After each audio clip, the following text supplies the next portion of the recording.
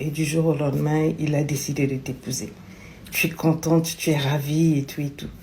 Mais je veux que tu dises freine. Je veux que tu freines, tu stoppes d'abord.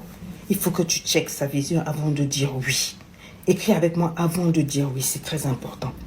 Quelle est la valeur qu'il donne au mariage? S'il te dit simplement non, tu es belle, je t'aime, tu es gentille, tu es ceci, cela, je ne peux pas me passer de toi, je t'aime, moi je veux seulement t'épouser. C'est très bien, ça fait plaisir, mais ce n'est pas assez pour tenir. Parce que le mariage là, c'est un long fleuve qui n'est pas tranquille.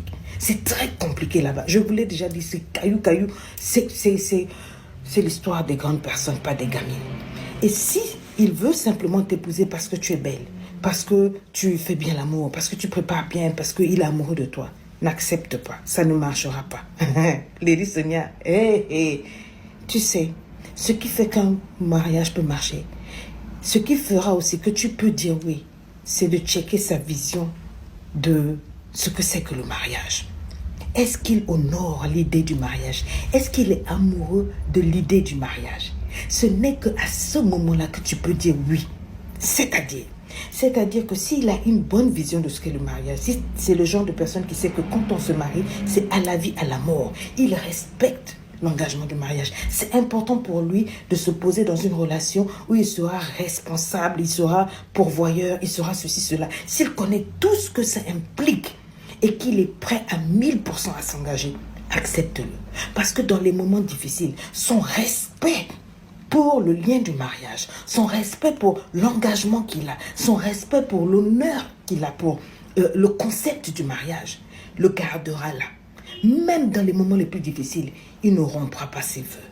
Mais si c'est seulement parce que tu es belle, parce que tu fais bien l'amour, parce que quand tu parles, il a des guilis dans les oreilles, parce que quand tu plies tes jambes là, pour lui donner ton couette, tout ton cou qui ton Jessica là, il s'envole au 7e ciel. Le jour où tu ne seras plus capable de plier ton cookie dans toutes les positions du Kama Sutra, qu'est-ce qui va se passer? Le jour où tu ne seras plus gentille, le jour où tu ne seras plus belle, parce que nous les femmes on change, le jour où tu ne seras plus aimable, qu'est-ce qui va se passer? Son cœur va se renverser. Tu comprends? Parce que sa relation par rapport au concept du mariage n'a jamais été celle-là. Il ne s'est pas marié parce que pour lui, il croit au mariage. Parce que pour lui, le mariage, c'est ça. Il a une définition particulière. Il s'est juste marié parce qu'il t'aimait toi. Or, l'amour, là, les émotions, là, ça fluctue. Donc, il faut toujours checker. Quand un homme vient pour te parler mariage, je sais que non, on s'emballe vite, on s'évanouit, surtout s'il y a tous ses amis qu'il a mis là, il a mis des roses sur la piscine, il t'a fait une demande des plus romantiques, il t'a fait voyager en jet privé, il t'a emmené par-ci, par-là, donc c'était tellement romantique, et puis tu rêvais de ça, tu jeûnais, tu priais et tout, et puis enfin, ça y est, on va le faire, le mariage, tu vas être madame Intel et tout. Voilà, si c'est seulement ça que tu regardes, les émotions, les sensations, ça change, ça fluctue, ça ne va pas loin.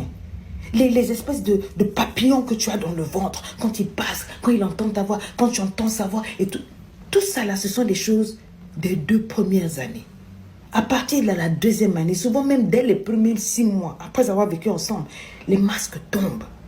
Et on se découvre vraiment nu, dans le caractère, dans les finances, dans la gestion, dans les comportements et tout. Et c'est là maintenant qu'on réalise qui on a épousé. Mais si tu as épousé quelqu'un, simplement parce que le corps est ceci, parce que ça ne va pas marcher.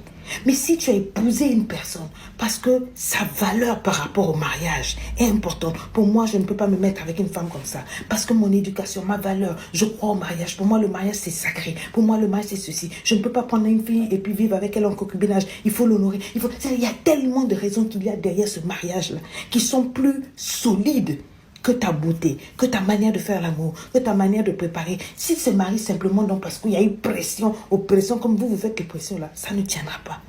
Parce que devant le mariage, il y a des moments rocailleux, difficiles. Il faut quelqu'un qui ait pris ses engagements en toute maturité, en toute connaissance de cause, en sachant dans quoi il s'est engagé et en s'étant engagé pour lui-même.